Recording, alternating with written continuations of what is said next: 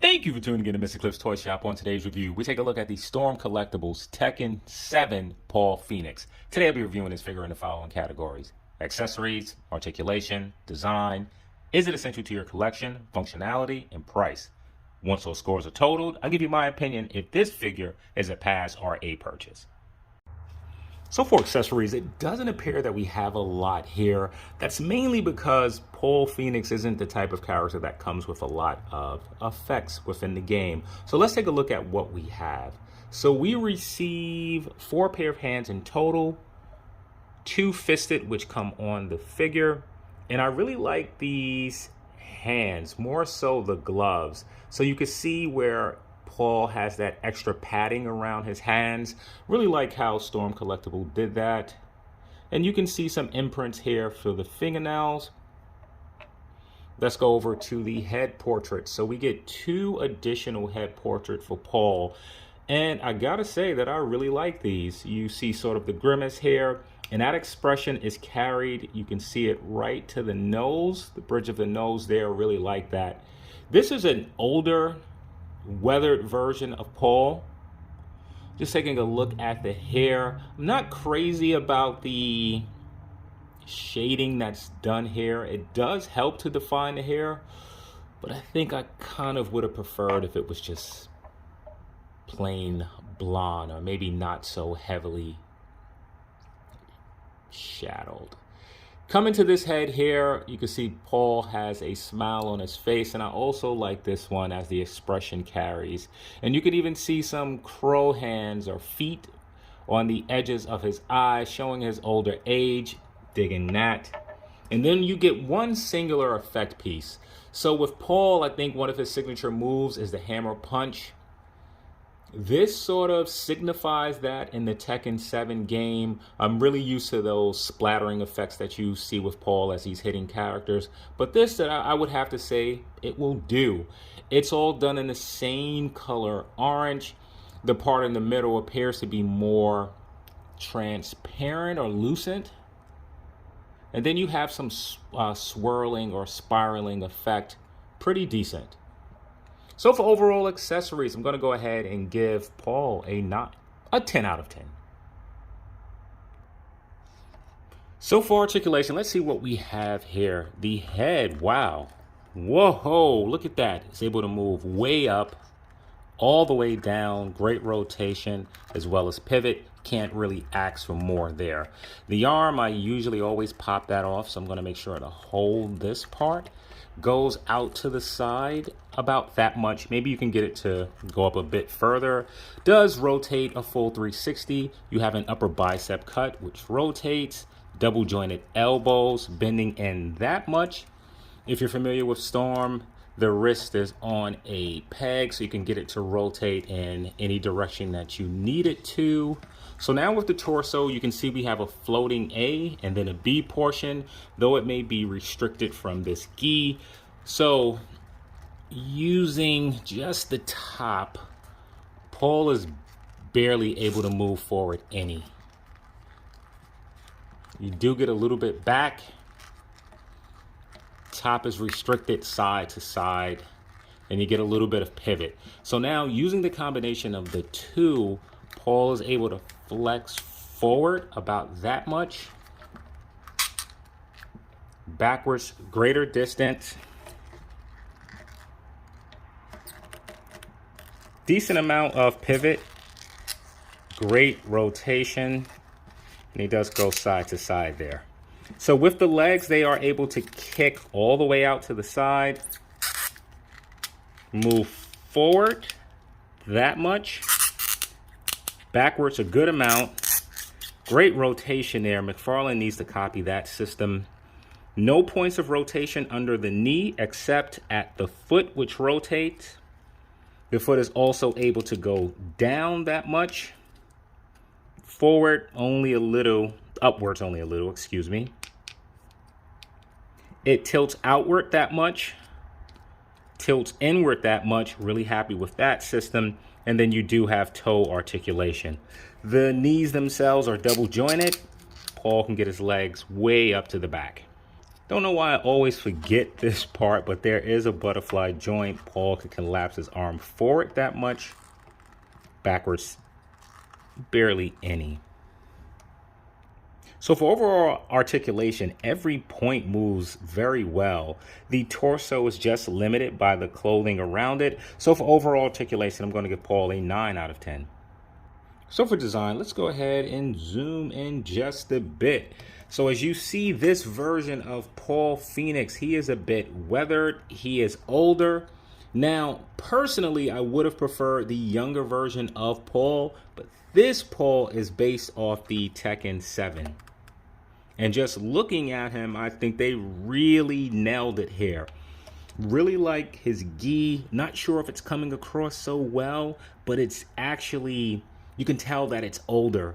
There's some wear and tear to where the red is fading in certain areas. You can see hopefully right here, again here, and then on some areas of the legs. Around the knees, it's a bit dirty. Hopefully all of this is coming out. And then taking a look at his belt, you can see some lettering there which says Paul Phoenix. And either with this, you can see that the color is fading as well. We have some clean symbols right here, which are actually not just painted on, but you can feel them. And above that, again, looking at the part to where his sleeves are cut, you can see the wear and tear there. His scorpion tattoo was painted very cleanly. Taking a look at the back of the figure, really like the muscular definition. If you look deep into the grooves, I hope the whole part wasn't blurry. There's some shadowing, a very light pinkish color, which really helps the definitions to stand out a bit. Now, looking on my Paul, if you see here, there's some black or red. Here, again, there's some red marks. Not happy about that. And these were there before I started to move this figure in any capacity. Coming down to the bandages around his forearm, they are all sculpted. You know, if you purchase Marvel Legends, you're used to having things that's just painted. So I really like that.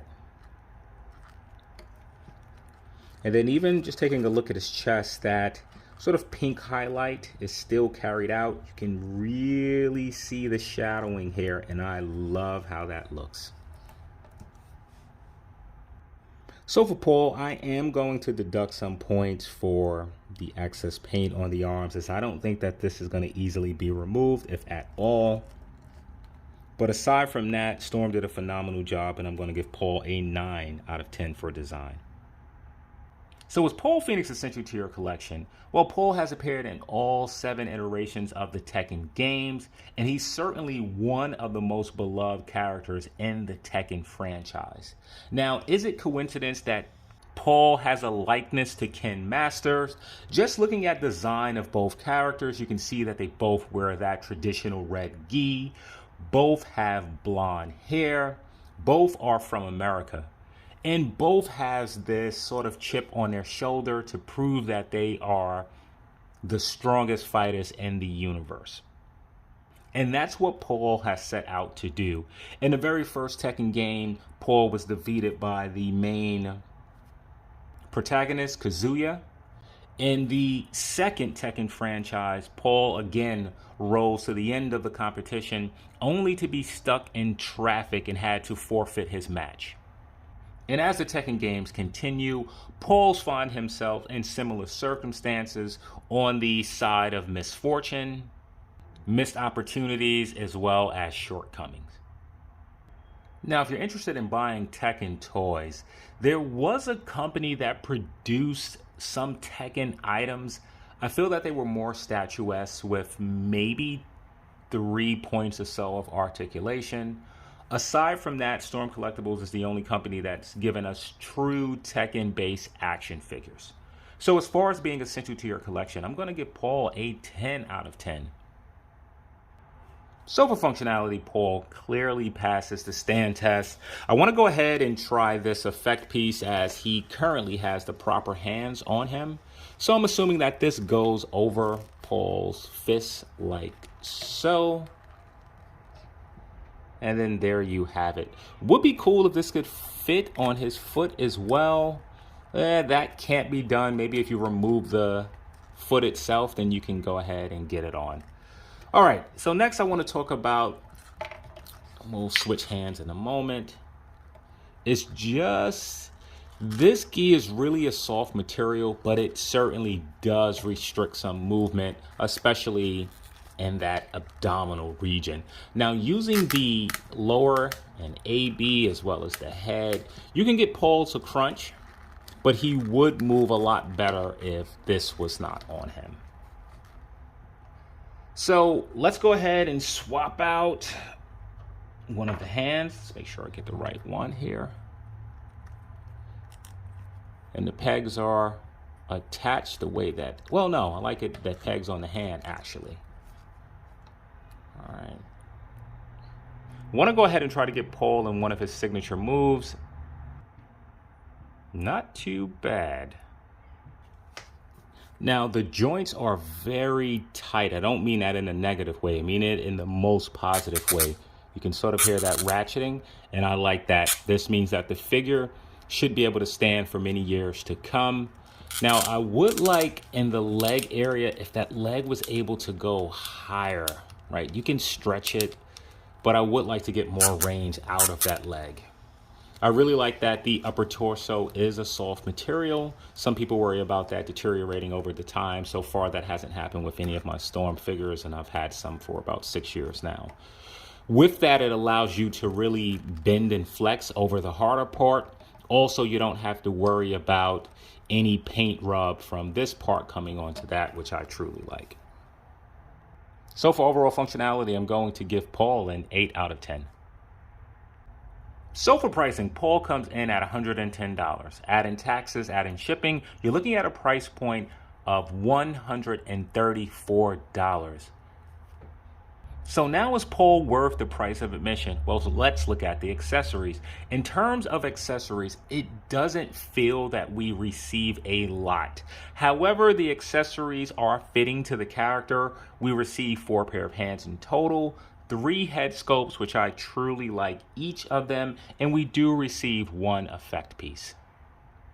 Add all of that up, and does Paul equal the whopping $134 price point? Paul doesn't feel like a deluxe character, nor does the accessories that come with him feel as if they're over the top. Paul feels like he should have been in that $85 price range. So as far as pricing, I'm going to have to give Paul a 6 out of 10. That should give Paul an overall cliff score of. So now, is Paul Phoenix essential to your collection? For me, this is my favorite character in the Tekken franchise. It's odd that I didn't notice it many years ago. I think one of the main reasons that I like Paul so much is he reminds me of Ken, and Ken is my favorite character in the Street Fighter franchise. So standing before us is another well-engineered design figure from Storm Collectibles, and if you don't know already, for me, it's an absolute purchase. So let's get a lot of size comparisons here. Here he is next to Zangief from Street Fighter, and I didn't know that Paul was so tall. Well, maybe the top of his headline, as he's less, or about a head shorter than Zangief. My stand here is sort of on a slope, so if characters look a little bit tilted, that's why. Let's go ahead and throw in Orochi from King of Fighters 98. Female character from Samurai Showdown, and man, is Nakaruru small in comparison. Kengan Ashura. Had to throw in a character from Tekken. And let's throw in another character from King of Fighters. Is that Ori? Forget the name. Ooh, I used to kill with this guy. For the most part, I think we have most of these Storm Collectibles fighting franchises. You know what? We didn't throw in Mortal Kombat. All right, so let's throw in Raiden. He comes in on the smaller side. I didn't throw in World Heroes. I think at this time we're pretty good. So thank you for tuning in to Mr. Cliff's Toy Shop. I hope to see you during the next episode.